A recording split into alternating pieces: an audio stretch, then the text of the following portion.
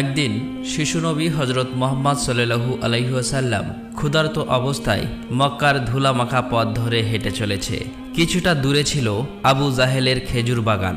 আবু জাহেল এক ইহুদি ব্যক্তিকে নিয়ে খেজুরগুলো একটি বস্তায় ভর্তি করছিল।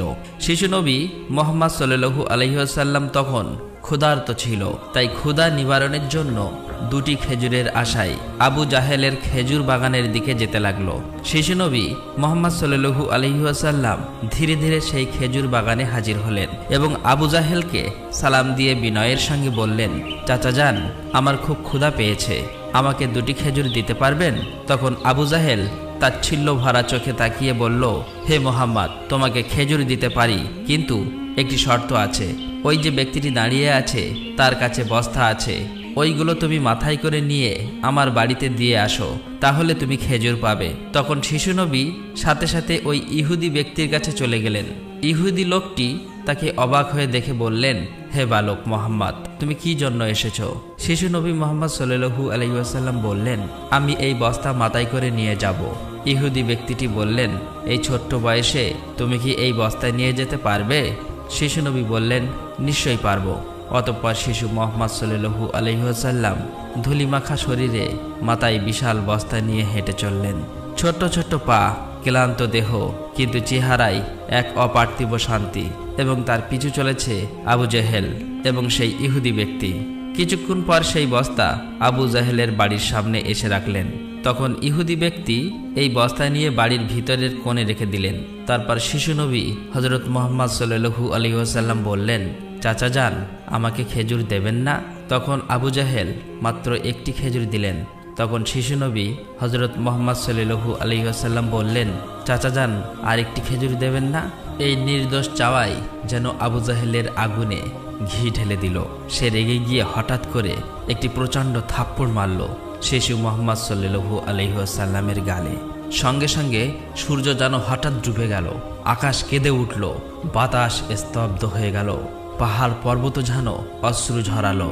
যে একটি নিষ্পাপ শিশুর উপর এমন অন্যায়, নিষ্ঠুর আবু জাহেল হাসতে হাসতে ঘরে প্রবেশ করল। ঠিক তখনই ঘটল এক অলৌকিক ঘটনা। খেজুর ভর্তি বস্তার মুখ খুলতেই আবু জাহেল হতবাক হয়ে গেলেন। আবু জাহেল দেখল বস্তার সমস্ত খেজুরগুলো ছোট ছোট পাথর হয়ে গেছে। চোখের সামনে এমন অলৌকিক ঘটনা দেখার পর সেই ইহুদি বিস্ময়ে হতবাক হয়ে গেল। এই দৃশ্য দেখে সেই ইহুদি ব্যক্তি থমকে দাঁড়ালেন। এমন অলৌকিক ঘটনার কথা জানানোর জন্য ইহুদি ব্যক্তিটি দ্রুত তাদের নেতার কাছে ছুটে গেল। কিন্তু নিষ্ঠুর অত্যাচারী আবু জাহেল তখন ঘর থেকে বের হয়ে এলো এবং কটাক্ষ করে বললেন, হে মোহাম্মদ, তুমি তো বড় জাদুঘর, আমার খেজুরগুলো জাদু করে পাথর করে দিয়েছ। শিশু নবী মুহাম্মদ সাল্লাল্লাহু আলাইহি ওয়াসাল্লাম নরম কণ্ঠে মাথা নিচু করে বললেন, চাচা যান, আমি কিছুই জানি না। এই কথা বলতেই নিষ্ঠুর আবু জাহেল আর একটা চড় মারলেন। চড়ের শব্দে যেন আবারও আকাশ কেঁপে উঠল, পাহাড় স্তব্ধ হয়ে গেল, আর শিশুটির চোখে জমে উঠল এক বিন্দু অশ্রু। কিন্তু কি আশ্চর্য, শিশু মুহাম্মদ শুধু এতটুকুই বললেন, চাচা যান, আপনার হাতে ব্যথা লাগেনি তো? আহা, কি মমতা, কি সহমর্মিতা! নিজে চড় খেলেন, অথচ চিন্তা করলেন চড় মারা মানুষের ব্যথার কথা। অতঃপর শিশু নবী সেই ব্যথা আর অপমানের বোঝা নিয়ে বাড়ি ফিরলেন না। চুপচাপ চলে গেলেন পাহাড়ের কিনারায়, শুধু নিঃশব্দে দাঁড়িয়ে রইলেন। এই ঘটনা দেখে গাছগুলো, পাহাড়গুলো বলতে লাগলো, আহ আফসোস, যাকে না সৃষ্টি করলে এই জমিন, এই আসমান, এই পৃথিবী কিছুই সৃষ্টি হতো না। সেই মহান নবী আজ ক্ষুধার্ত, অপমানিত, অবহেলিত।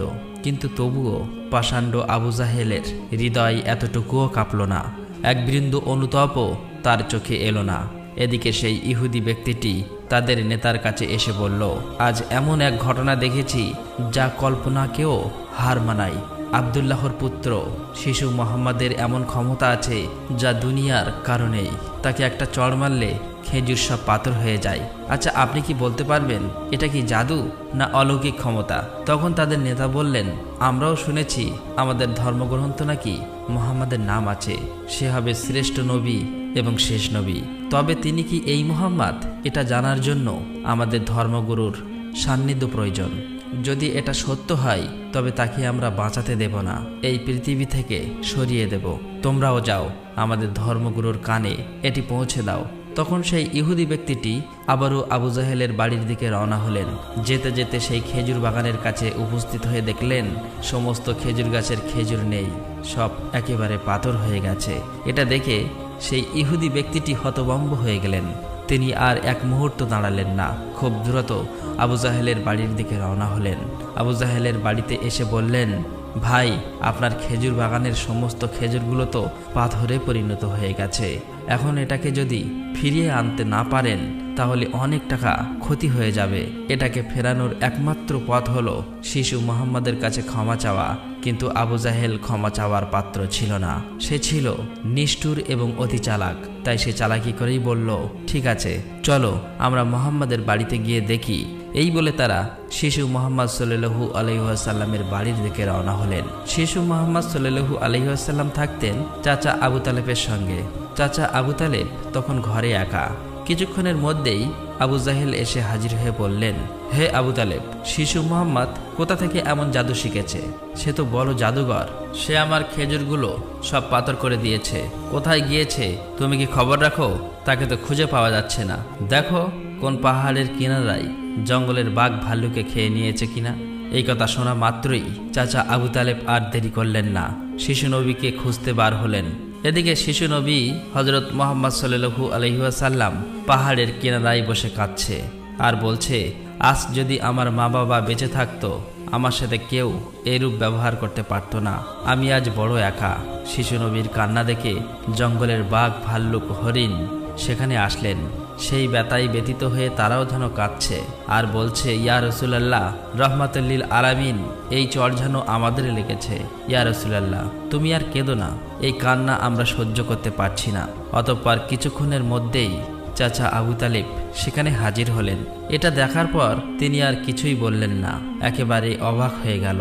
তখন চাচা আবু তালেব সান্ত্বনা দিয়ে বললেন, তোমাকে এমন কষ্ট দিল, আমি তো আছি। আমি বেঁচে থাকতে কেউ তোমাকে আঘাত করতে পারবে না। অতঃপর শিশু নবীকে নিয়ে চাচা আবু তালেব বাড়িতে চলে এলেন। সেই রাতেই চাচা আবু তালেব আবু জাহেলের বাড়িতে গিয়ে বললেন, তুমি তাকে জাদুঘর বলছো, অথচ সে তো কিছুই চায়নি। সে তো তোমার খেজুর নেয়নি, তোমার বিরুদ্ধে কিছু বলেনি। এই শিশুর চোখে যে অশ্রু ঝরেছে সেই অশ্রু একদিন পাহাড়ও গলিয়ে দেবে। এই কথা বলে তিনি সেখান থেকে চলে আসলেন। এই কথা শুনে আবু জাহেল কোনো জবাব দিল না, কারণ এই শিশুর মধ্যে এমন কিছু ছিল যা সে অনুভব করতে পারছিল কিন্তু স্বীকার করতে পারছিল না। আসলে আবু জাহেল ছিল মিথ্যাবাদী এবং অত্যাচারী। সেই রাতে মক্কার আকাশে এক উজ্জ্বল আলো দেখা গেল। সবাই ভাবল বুঝি কোনো তারা পড়েছে। ফেরেশতারা একে একে নেমে আসলো। এক ফেরেশতা আরেক ফেরেশতাকে বলল, এই শিশুর চোখে পানি দিয়ে একদিন মহা কিতাব নাজিল হবে। এই শিশু হবে শ্রেষ্ঠ মানব তথা শ্রেষ্ঠ নবী, যা সমগ্র বিশ্ববাসীর জন্য রহমত স্বরূপ।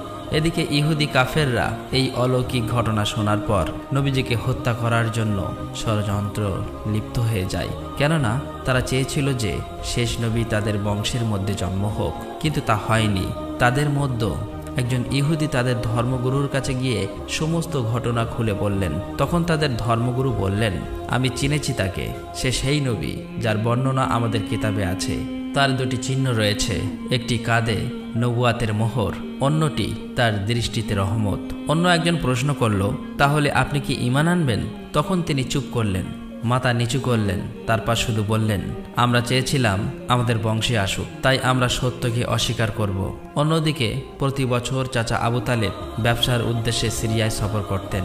সেদিনও চাচা আবু তালেব সিরিয়া সফরের উদ্দেশ্যে প্রস্তুত হচ্ছিলেন। ঠিক সেই সময় শিশু মুহাম্মদ সাল্লাল্লাহু আলাইহি ওয়াসাল্লাম এসে বললেন, চাচা যান, আপনার সঙ্গে আমিও সিরিয়ায় সফরে যাব। কিন্তু শিশু মুহাম্মদের কথা চাচা আবু তালেব ফেলতে পারলেন না। অতঃপর পরের দিন ব্যবসার উদ্দেশ্যে শিশু মুহাম্মদকে নিয়ে চাচা আবু তালেব সিরিয়া সফরের উদ্দেশ্যে রওনা হলেন। এভাবেই চলতে চলতে কয়েক মঞ্জিল পথ অতিক্রম করার পর বাণিজ্য কাফেলা শাম নামক একটি জায়গায় গিয়ে বিশ্রাম নিচ্ছিলেন। সেখান থেকে কিছুটা দূরে খ্রিস্টানদের একটি গির্জা ছিল। সেই গির্জায় খ্রিস্টানদের একজন ধর্মগুরু ছিল, যে সেই জামানার সবচেয়ে মহাপণ্ডিত ছিল। কাফেলা যখন আবারও চলতে শুরু করলো, তখন ওই খ্রিস্টানদের ধর্মগুরু লক্ষ্য করে দেখল কাফেলার সাথে সাথে যে সোজা শিশু নবী আছে তার ঠিক মাথার উপর একখণ্ড মেঘ আছে। তার মাথার উপর ছায়া দিতে দিতে সরে আসছে। এটা দেখে তিনি অবাক হয়ে গেলেন। খ্রিস্টান ধর্মগুরু খুব শীঘ্রই তাদের ধর্মগ্রন্থ পড়ে বুঝলেন নিশ্চয়ই কাফেলার ভিতরে আখিরি জামানার শেষ নবী রয়েছে। তখন তিনি খুব দ্রুত তাদের একজন লোককে ডাকলেন এবং বললেন, তোমরা যাও, ওই কাফেলার সকলকে ডেকে আনো, তাদেরকে আমরা দাওয়াত খাওয়াবো। এই কথা শুনে তারা সেখানে চলে গেল এবং তাদেরকে বলল, প্রিয় ভাইরা, আমাদের ধর্মগুরু আপনাদের সকলেরই দাওয়াত করেছেন, এই দাওয়াত আপনারা কবুল করুন। অতঃপর কাফেলার সকলেই ওই গির্জায় আসলেন। তারপর খ্রিস্টান ধর্মগুরু কাফেলার সকলকে পেট ভরে খাওয়ালেন। অতঃপর কিছুক্ষণ পর খ্রিস্টান ধর্মগুরু আবু তালেবকে বললেন, হে কাফেলার সর্দার, নিশ্চয়ই এই শিশুর পিতামাতা ইন্তেকাল করেছে। আবু তালেব বললেন, হ্যাঁ, আপনার অনুমান সত্য, তারা ইন্তেকাল করেছে। এখন আমি তাকে লালন পালন করি। তখন খ্রিস্টান ধর্মগুরু বলল, এ কাফেলার সর্দার, শুনে রাখো, আপনার ভাতিজা নিশ্চয়ই আল্লাহর শেষ নবী হবেন। তার পৃষ্ঠদেশে মোহরের নবুয়াত খচিত আছে। তার প্রতি তুমি খুবই সতর্ক দৃষ্টি রাখবে এবং তাকে কোথাও একা যেতে দেবেন না। কেননা ইহুদি নাসারাগণ এটা জানতে পারলে, চিনে ফেললে, তারা শিশু মোহাম্মদকে প্রাণনাশের চেষ্টা করবে, এতে কোনো সন্দেহ নেই। তখন চাচা আবু তালেব বললেন, আপনি এই খবর জানেন কিভাবে? খ্রিস্টান ধর্মগুরু বললেন, আমি তৌরাত কিতাবে এই ঘটনার বর্ণনা পেয়েছি। তুমি যাও, তোমার ভাতিজাকে এখানে ডেকে আনো। তখন চাচা আবু তালেব শিশু মোহাম্মদকে সেখানে আনার জন্য চলে গেলেন। কিছুক্ষণ পর খ্রিস্টান ধর্মগুরু দেখলেন আবার একটি কাফেলা রওনা হচ্ছে। তখন খ্রিস্টান ধর্মগুরু সেখানে গেলেন এবং তাদেরকে জিজ্ঞাসা করলেন, আপনারা কারা আর কোথায়, কি জন্যই বা যাচ্ছ? তখন তারা উত্তর দিল, আমরা রোম দেশের সৈন্য। আমাদের বাদশাহ আমাদেরকে পাঠিয়েছে যে দুনিয়াতে নাকি আখিরি নবীর আবির্ভাব হয়েছে অনেকদিন আগেই। আমরা তার সন্ধান করছি, তাকে খুঁজে পেলে হত্যা করে দেব। আপনি কি তার কোনো সন্ধান দিতে পারবেন? তখন খ্রিস্টান ধর্মগুরু বলল, তোমরা বৃথায় তাকে খুঁজে বেড়াচ্ছ। আল্লাহ তাআলা যদি সত্যিই তার শেষ নবীকে দুনিয়ায় পাঠিয়ে থাকেন, তবে তো তিনি নিজেই তাকে হেফাজত করবেন। কারো এমন সাধ্য নেই যে তাকে হত্যা করতে পারবে। অতএব তোমরা আবারও রোম দেশে ফিরে যাও। এই কথা শুনে ওই সৈন্যগুলো ফিরে গেল। এভাবেই সেই দিন অতিবাহিত হয়ে গেল। রাতের বেলা খ্রিস্টান ধর্মগুরু চাচা আবু তালেবকে তাদের গির্জায় ডেকে বলল, হে কাফেলার সর্দার, দেখেছ তো, আমার কথাই সত্য। ইহুদি নাসারাগণ আখিরি নবীর সাথে চরম শত্রুতা পোষণ করে। তারা যদি শেষ নবীকে হাতের কাছে পেয়ে যায় তাহলে হত্যা করার চেষ্টা করবে। অতএব ভাতিজাকে নিয়ে বিদেশে যাওয়া উচিত হবে না, ফিরে যাও। অতঃপর পরের দিন চাচা আবু তালেব আর বিদেশ সফর করলেন না, আবারও দেশের পথে ফিরে আসতে লাগলেন। কিছুক্ষণ যাবার পর পথের মধ্যে একটি ঘোড়া দেখতে পেলেন, কিন্তু সেখানে কোনো মানুষ ছিল না। এটা দেখে তারা সেখানে দাঁড়িয়ে পড়লেন। তারপর দেখলেন একজন মানুষ মৃত অবস্থায় পড়ে আছে। আসলেই এটি ছিল একজন ইহুদি যে শিশু নবীকে হত্যা করতে এসেছিল। কিন্তু আজ সেই শিশু নবী নিজে তাকে বাঁচিয়ে তুলছে, নিজের হাতে পানি খাওয়াচ্ছেন। এভাবেই তাকে বাঁচিয়ে নিজেদের সাথে নিয়ে আবারও পথ চলতে শুরু করলেন। এভাবেই চলতে চলতে তাদের কাফেলা একটি সাগরের কিনারায় এসে উপস্থিত হলেন। সেখানে ছিল একটি জেলে সম্প্রদায়ের বসবাস। তাদের কাফেলা সেখানেই বিশ্রাম নিচ্ছিলেন। কিন্তু ওখানকার জেলে সম্প্রদায় ছিল মূর্তি পূজারী। তারা ছিল কুসংস্কারে আবদ্ধ। চাচা আবু তালেব হঠাৎ করে একটি জায়গায় গিয়ে দেখল একদল জেলে সম্প্রদায় মূর্তি পূজা করছে। তখন তাদের মধ্যে একজনকে জিজ্ঞাসা করল, প্রিয় ভাইরা, আপনারা এমন করে মূর্তি পূজা করছেন কেন? তখন সেই ব্যক্তি বলল, আমাদের জালে বহুদিন থেকে মাছ ধরা পড়ে না, তাই সমুদ্রের দেবতাকে খুশি করার জন্য এই পূজার আয়োজন করেছি। এদিকে শিশু মুহাম্মদ সাল্লাল্লাহু আলাইহি ওয়াসাল্লাম লক্ষ্য করে দেখলেন একটি বড় মূর্তির সাথে একজন মা ও তার বাচ্চাকে শিকল দিয়ে বেঁধে রাখা হয়েছে, তাদেরকে বলি দেবে বলে। কেননা এই জেলে সম্প্রদায়ের বিশ্বাস ছিল এভাবে বলি দিলে তাদের দেবতা খুশি হবে, তাদের জালে আবারও মাছ ধরা পড়বেন। তখন শিশু মুহাম্মদ সাল্লাল্লাহু আলাইহি ওয়াসাল্লাম সেখানে গেলেন এবং তাদেরকে শিকল খুলে মুক্তি করে দিলেন। সেই মুহূর্তে একজন জেলে সেখানে গেলেন এবং বললেন, আমরা যাদেরকে বলি দেব বলে বেঁধে রেখেছিলাম তাদেরকে একজন বাচ্চা খুলে দিয়েছে। এটা শুনে তারা সবাই অতি দ্রুত নবীজিকে ধরতে সেখানে যেতে লাগলো। তখন চাচা আবু তালেব তাদেরকে থামাতে গেল, আর সেই সাথে সাথেই তারা সবাই দেখতে পায় সমুদ্রের কাছে সেই বড় মূর্তিটি আপনা আপনি ভেঙে পড়েছে। সমুদ্রের ঢেউ উঠেছে আর সেই ঢেউয়ের সাথে সাথে অনেকগুলো মাছ উপরে উঠে এসেছে। এটা দেখে সমস্ত জেলে সম্প্রদায়ের মানুষ অনেকগুলো মাছ ধরল এবং তারা নিজেরা অনেক খুশি হয়ে গেল। এটা দেখে আবু তালেব অবাক হয়ে যায়। আসলেই নবীজি তখন সমুদ্রের ধারে দাঁড়িয়ে আল্লাহর কাছে দোয়া করছিলেন। নবীজির দোয়ার বরকতে আল্লাহ তাআলা তাদেরকে মাছ দিয়েছিলেন। অতঃপর তাদের কাফেলা মক্কার দিকে রওনা হলো। মক্কায় আসার পর শিশু নবী হযরত মুহাম্মদ সাল্লাল্লাহু আলাইহি ওয়াসাল্লাম চাচা আবু তালেবের ছাগল নিয়ে চড়াতে যেতেন। একদিন ছাগল চড়িয়ে ফেরার পথে শিশু নবী দেখতে পান এক জায়গায় দাসীদের কেনাবেচা চলছে। পুরুষদের গরম রড দিয়ে অত্যাচার করছে এবং মহিলাদের উচ্চ দামে কেনাবেচা চলছে। এটা দেখে শিশু নবী অনেক কষ্ট পায়। এদিকে নবীজির এক চাচা আবু লাহাব দাসীকে কেনাবেচা করত। তিনি একজন দাসকে বেশি দামে বিক্রি করে দিচ্ছিলেন। ঠিক সেই সময় তার স্বামী গিয়ে বললেন, হুজুর, আপনি এমন কাজ করবেন না, আমাদেরকে ক্ষমা করে দিন। এভাবেই কাকুতি মিনতি করতে লাগলো, কিন্তু আবু লাহাব তার কোনো কথাই শুনতে চায় না। ঠিক সেই সময় আমাদের দয়ার নবী সেখানে হাজির হয় এবং চাচা আবু লাহাবকে বলে, আপনি এই মহিলাকে বিক্রি করবেন না। তখন আবু লাহাব বলে, আমি এই মহিলাকে অনেক বেশি দামে কিনেছি, আমার মূল্য পরিশোধ করে দিলে আমি তাকে ছেড়ে দেব। তখন শিশু নবী তার এই মূল্য পরিশোধ করে দিলেন, আর সেদিন সেই মহিলা নবীজির জন্য মুক্তি পেয়েছিলেন। অতঃপর সেই সময় মক্কায় বহুদিন ধরে বৃষ্টি হচ্ছিল না। মক্কায় বড় বড় নেতারা একত্রিত হয়ে বলতে লাগলো, মক্কায় বহুদিন ধরে বৃষ্টি হচ্ছে না, আমাদের বাচ্চারা মারা যাচ্ছে, পশু পাখি মারা যাচ্ছে। তাই আমরা সবাই মিলে কসম করছি যে আমরা সবাই কাবার কাছে আসব এবং সেখানে গিয়ে বৃষ্টি চাইব। যতক্ষণ না বৃষ্টি আসে ততক্ষণ আমরা সেখান থেকে আসব না। এই কথা বলার পর সবাই একে একে কাবার দিকে যেতে লাগলো। সেখানে চাচা আবু তালেবও যাবে। ঠিক এমন সময় শিশু মুহাম্মদ সাল্লাল্লাহু আলাইহি ওয়াসাল্লাম চাচা আবু তালেবকে জিজ্ঞাসা করলেন, চাচা যান, আপনি কোথায় যাচ্ছেন? চাচা আবু তালেব বললেন, হে মুহাম্মদ, আমাদের মক্কা শুকিয়ে গিয়েছে, বহুদিন বৃষ্টি হয় না, একে একে সবাই মারা পড়ছে, তাই বৃষ্টির জন্য কাবা ঘরের কাছে যাচ্ছি। তখন শিশু নবী বললেন, চাচা যান, আপনি আমাকে সাথে নিয়ে চলেন।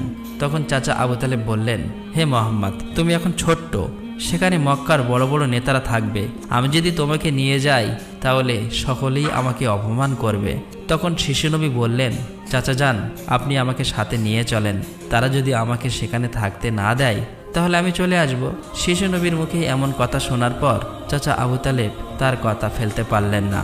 আসলে তিনি তাকে খুবই ভালোবাসতেন, তাই তিনি তাকে নিয়ে কাবার দিকে রওনা হলেন। কিছুক্ষণ পর তারা কাবার কাছে গিয়ে হাজির হলেন।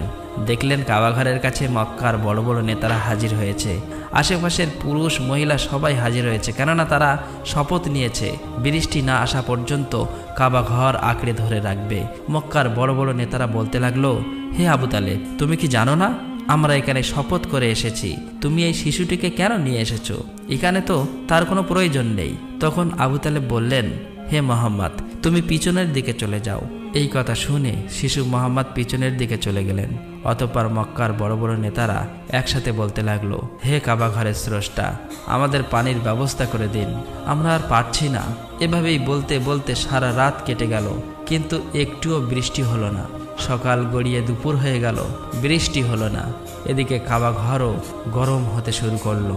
এর মাঝে তিনজন গরম সহ্য করতে না পেরে গরমে অজ্ঞান হয়ে গেল। কিছু লোক তাদেরকে নিয়ে এক জায়গায় চিকিৎসার ব্যবস্থা করলেন।